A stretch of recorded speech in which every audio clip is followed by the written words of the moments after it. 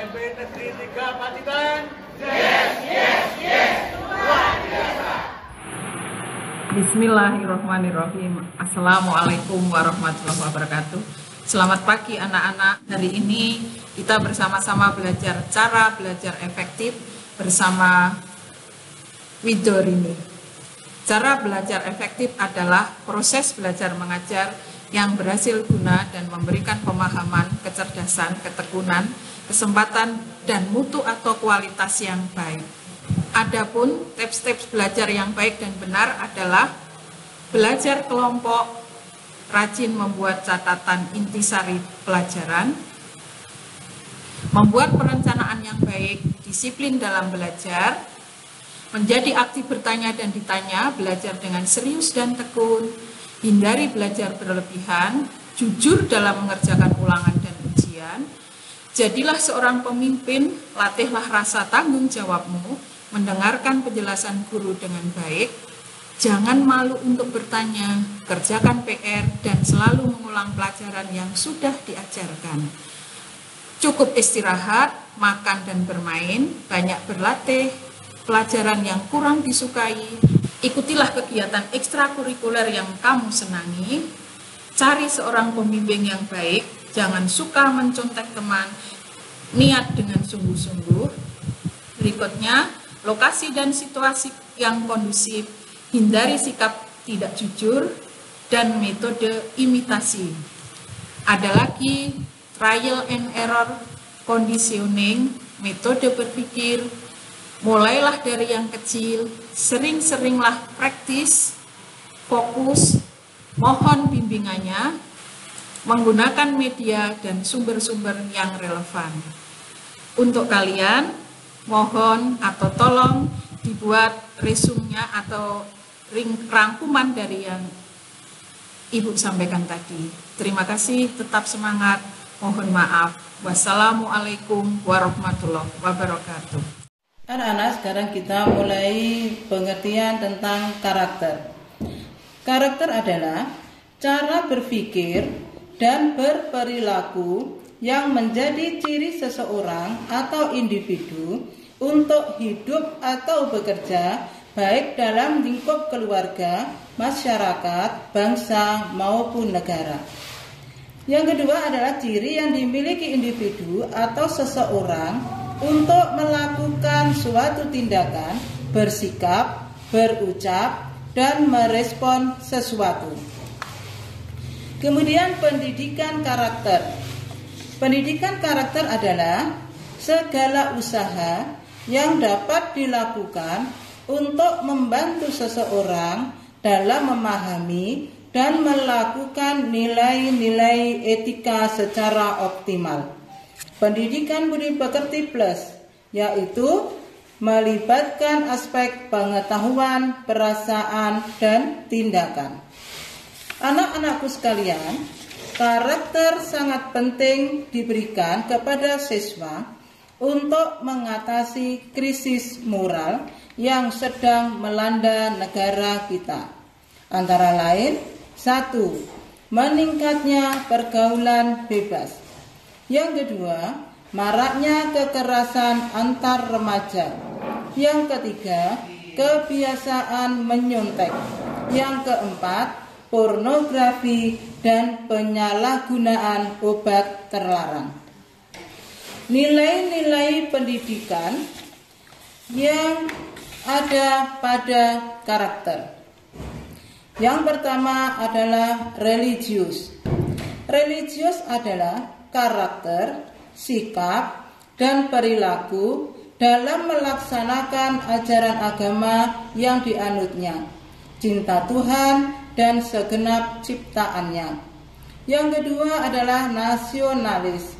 Nasionalis adalah karakter suatu paham kebangsaan dari masyarakat suatu negara, semangat cinta tanah air dan bangsa yang diwujudkan dengan tingkah laku dari individu. Yang ketiga adalah mandiri. Mandiri adalah sikap dan perilaku yang tidak mudah bergantung kepada orang lain. Yang keempat, adalah gotong royong. Gotong royong adalah sikap dan perilaku bekerja bersama-sama, tolong-menolong, bantu-membantu untuk mencapai hasil yang diharapkan. Yang kelima adalah integritas. Integritas adalah suatu kepribadian seseorang yang konsisten atau terus-menerus dan utuh, baik dalam bertindak secara perkataan maupun perbuatan. Yang keenam adalah percaya diri dan bekerja keras. Yang ketujuh, kepemimpinan dan keadilan. Yang kedelapan, baik dan rendah hati. Yang kesembilan, toleransi, kedamaian dan kesatuan. Dampak dari pendidikan karakter. Yang pertama, menunjukkan peningkatan prestasi akademik. Yang kedua, menghilangnya perilaku negatif yang menghambat keberhasilan akademik. Yang ketiga, melahirkan generasi bangsa yang cerdas dan berkarakter luhur. Yang keempat, membuat emosi menjadi stabil. Yang kelima, membentuk rasa percaya diri. Yang keenam, membangun jiwa yang bertanggung jawab. Ketujuh, membangun jiwa anak yang religius.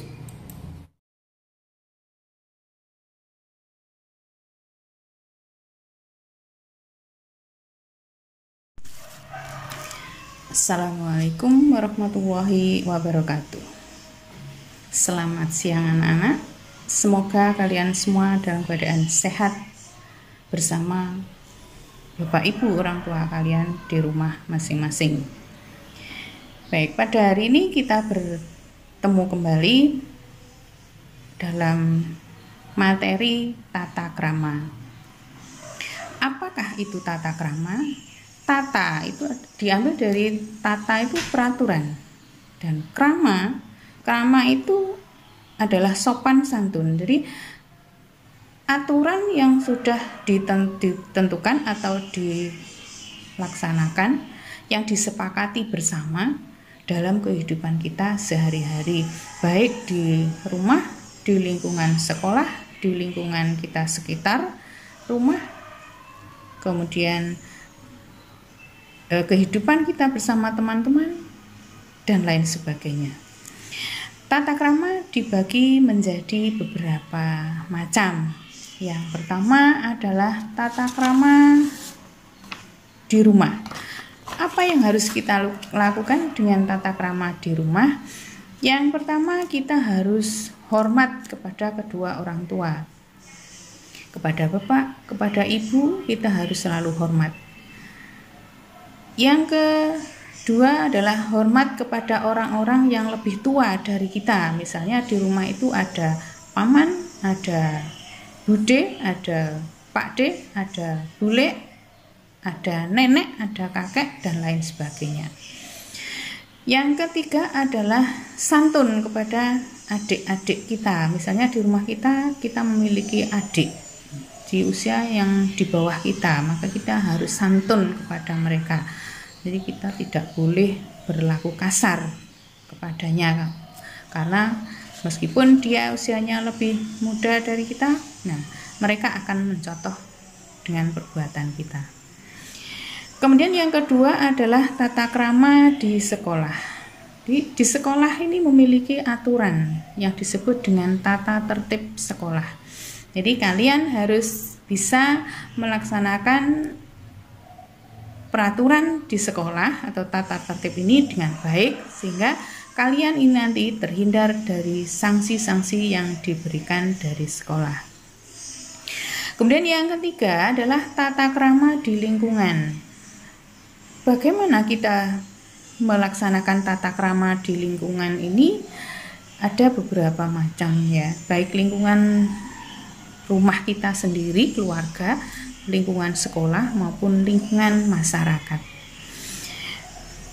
Ada beberapa hal yang harus kita cermati. Yang pertama adalah tata krama, kita ambil dulu yang ada di rumah, yaitu tata krama makan. tata krama makan ini kita harus bisa menyesuaikan diri. Kalau misalnya kita makan di rumah kita sendiri, ini ada dua pokok masalah yang harus kita cermati. Yang pertama adalah makan dengan menggunakan tangan langsung, dan yang kedua nanti makan menggunakan alat. Jika makan kita ini tanpa alat, maksudnya makan dengan menggunakan tangan langsung, maka ada beberapa hal yang harus kita lakukan.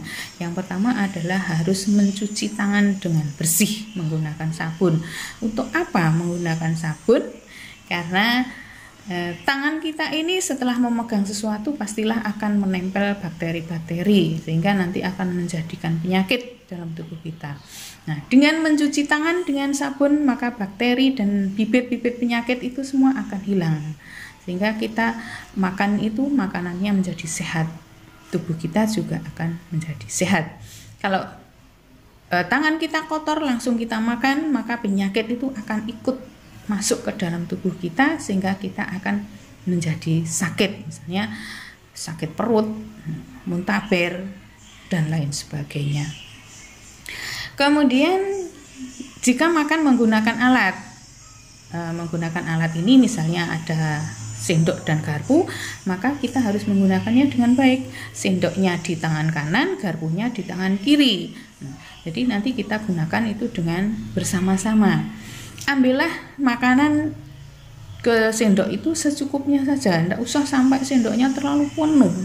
Mengapa? Karena kalau sendok itu terlalu penuh, nanti mulut kita ini bukanya juga akan sangat lebar, sehingga nanti dalam mengunyah ini kita tidak akan maksimal. Kemudian jika menggunakan tangan pun juga harus mengambil makanan ini juga harus sedikit-sedikit, maksudnya tidak harus ini ya, gunakan 4 atau ya maksimal 5 jari ini untuk mengambil makanannya dengan ujung jarinya.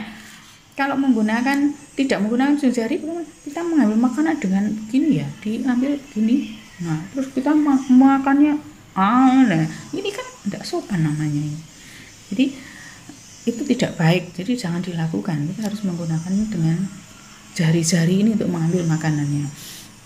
Kemudian etika berikutnya setelah mencuci tangan dan menyiapkan sendok tadi adalah berdoa dulu. Jadi berdoa dulu sebelum kita memasukkan makanan ke dalam mulut kita harus berdoa dulu supaya makanan yang kita makan nanti menjadi menyehatkan, menjadi lebih lezat, dan kita terhindar dari penyakit. Yang ketiga, dalam makan itu kita tidak boleh sambil berbicara, bersuara. Kalau kita makan sambil berbicara, mengunyah langsung bicara, nah itu kan tidak sopan juga. Kemudian makan dengan bersuara, berdesak, ini juga tidak sopan. Misalnya bagaimana? Dalam makan ini mulut kita ini harus tertutup, ya. Jadi bibir kita ini harus tertutup supaya makanan mulut kita tidak menimbulkan suara. Jadi mengunyahnya dengan ditutup bibirnya. Nah, gitu. Kalau misalnya mengunyahnya dengan mulut yang terbuka, maka akan muncul suara. Nah, contohnya bagaimana?